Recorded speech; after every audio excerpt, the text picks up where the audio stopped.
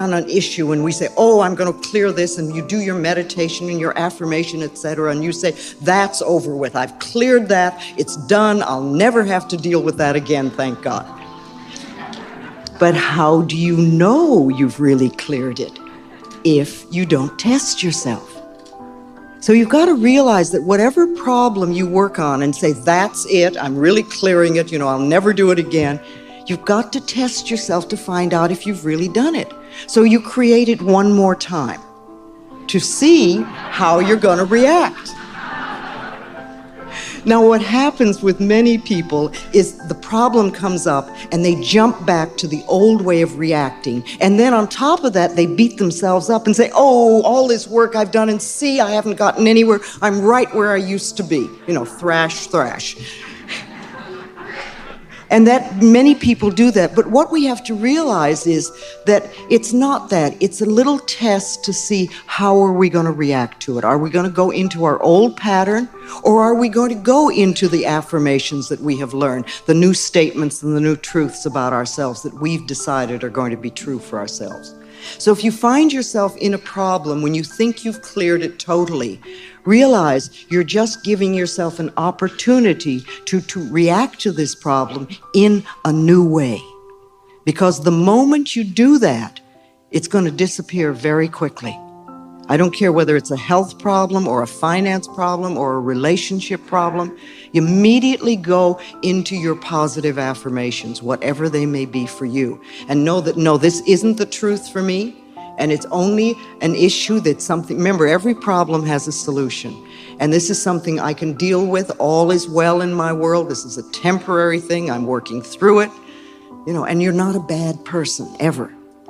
See, do we see only the limits? Do we go into, oh, poor me, here it goes again? Well, if it is a continuous thing, then it means that this is a lesson that we haven't learned yet. That's all it means. So we need to do a little work on it. See, do we see limits, or do we open ourselves to possibilities? Tremendous possibilities. There are so many ways we can do things. Remember, we don't have to always know how things are to be worked out. We just need to be willing. Doesn't matter what the problem is. You don't have to figure out the how, but be willing to change, be willing to let go, be willing to open yourself to something new. We can trust and we can know.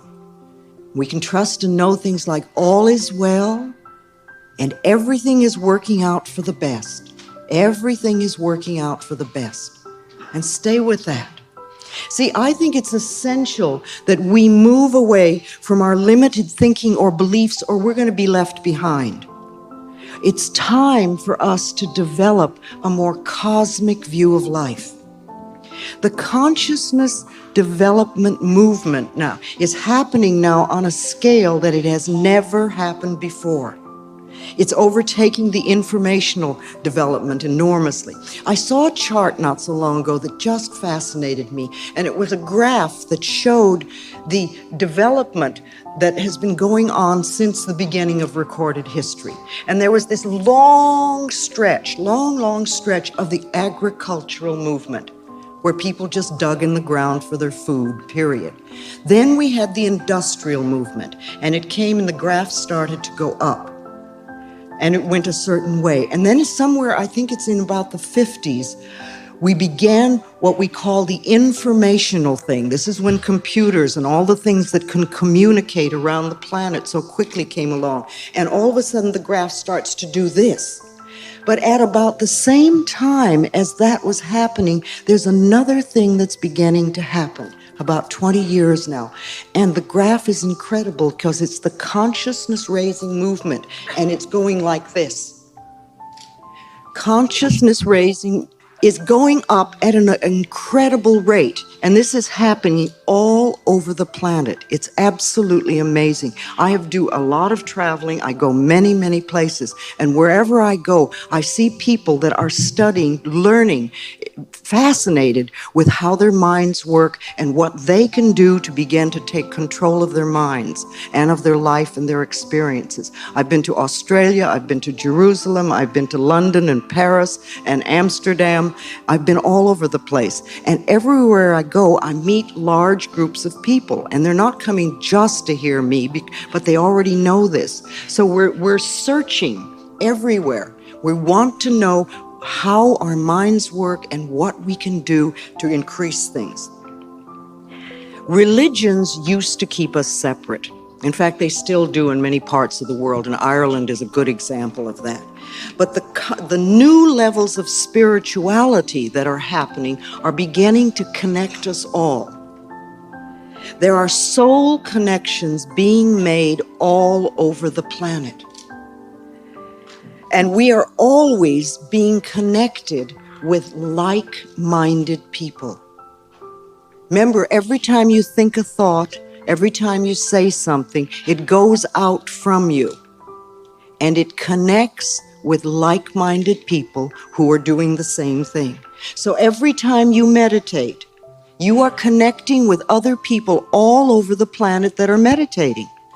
Every time you do a visualization for your health, or your family, or your city, or your country, you are connecting with other people on the planet that are doing the same thing. Every time we do positive affirmations, we are connecting with other people who are doing positive affirmations. As we feel our oneness with all of life, we move to new levels of awareness. And we can't do this if we allow ourselves to be stuck in the judgments and the prejudices and the guilts and the fears. Remember, every time you are into prejudice, your thoughts, your words are going out and connecting with like-minded people that are doing the same thing.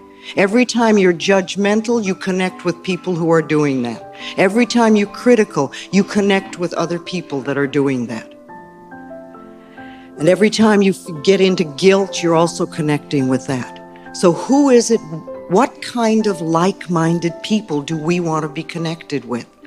See, we have to begin to understand that our minds are so powerful. And not only do we contribute to our own experiences, but we also contribute to everything on the planet. You know, the planet is in terrible shape at the moment. We have nuclear threat, we have acid rain and holes in the ozone layer. The fish are dying, half the vegetation isn't fit to eat.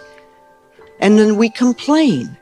What are we doing on a day-to-day mental level to help heal this planet? I mean, we've created things like Epstein-Barr and AIDS, and we push people away and say, oh, it's their problem. But what are we doing? Every thought we're thinking is contributing to this planet on some level. And what sort of like-minded people do we want to be part of? The totality of possibilities are awaiting us. Think about that, the totality of possibilities. You know, they tell us we only use 10% of our brain. And my question always is, what is the other 90% for? What's it waiting for? It's sitting there waiting for us. See, I think that space travel is only beginning. And inner space travel is also only beginning. So what are you doing with your minds to break barriers? Are you willing to let go of your limitations and your fears? Are you willing to open up? What do you want to do with that 90% of your brain? You know, the thing I'm really working for is to help create a planet where it is safe for us to love each other.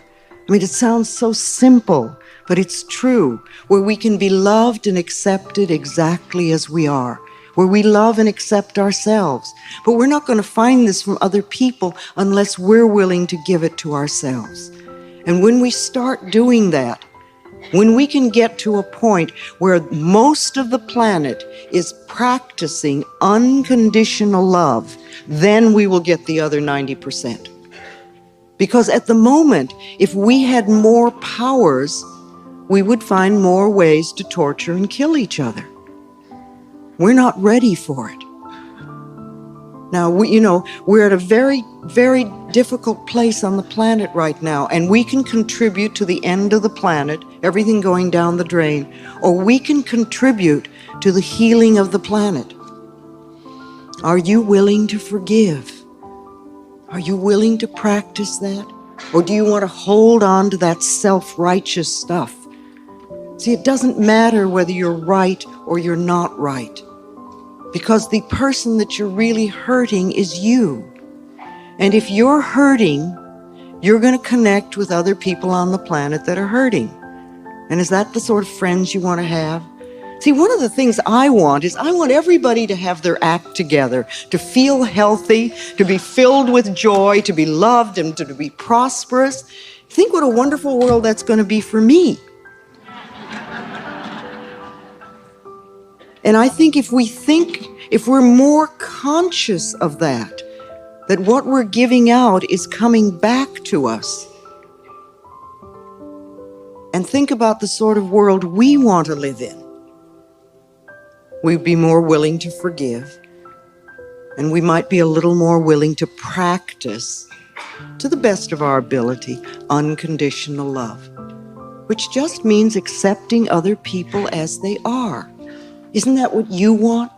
Don't you want people to accept you exactly as you are? How far are we willing to go with expanding the horizons of our thinking? See, are you willing to go beyond your neighbors? Or do you have to stay just where they are? Is that what's comfortable for you? That might mean that you don't get to grow because those neighbors may not want to grow. You might want to connect with other people. What sort of like-minded people do you want to connect with?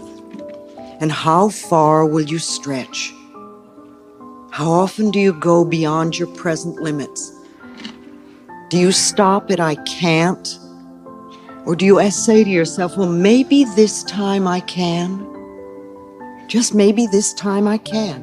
We have a wonderful television show out in California called There Is a Way. And every time I hear that, I always think, yes, there is a way. There is always a way. There is always a new and better way, a different way, if only we're open to it.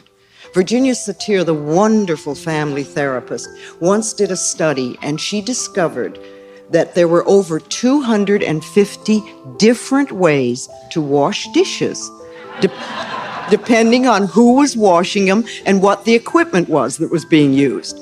And how many times have we heard people say, this way, this is the only way. There's only one way to do it.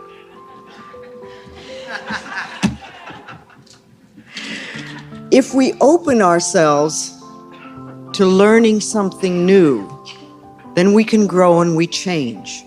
Or do we already know it all? Trouble with knowing it all is you don't get to grow and nothing new can come in. Do you really accept that there's a power and an intelligence greater than you are? Or do you think you're the whole thing? See, if you think that you're it, then of course you're frightened. Of course.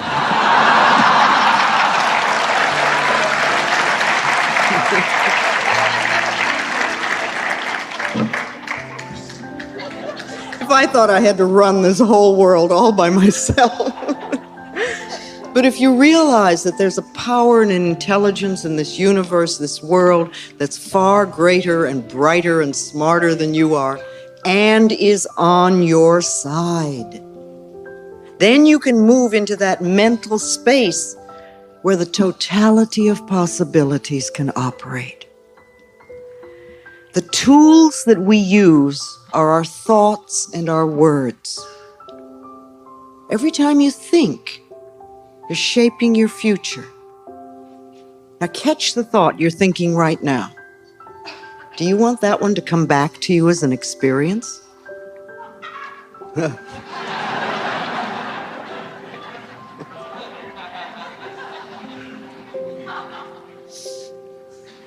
When you catch yourself doing negative thinking, scaring yourself, or being furious at other people, and you catch it, just say to yourself, I don't want to do that anymore. I really don't want to do that anymore. I want to create a really wonderful world for myself. And then start thinking the sort of thoughts and about the sort of world that you would like to live in. See, too often we complain about the world, but we don't talk about what we'd really like. And then think, what can I do in my mind to do that, to help that? We do affirmations, we declare, we treat, we do meditations, we do visualizations that open us to new possibilities. What do we need to know for ourselves? What do we need to affirm for ourselves? Let me give you some ideas. I live and dwell in the totality of possibilities. Where I am, there is all good, not some, but all. And I open myself to the totality of possibilities in every area of my life. In my health, I go beyond age. I absolutely refuse to be limited by numbers. I go beyond medical opinion. Because remember, that's exactly what it is. It isn't the truth of your being. It is medical opinion channeled through a particular person, which is the popular belief of the day. I won't be limited by that. I refuse to. I go beyond incurable. Incurable only means that they don't know how to cure it at the moment. It doesn't mean it is incurable. There are all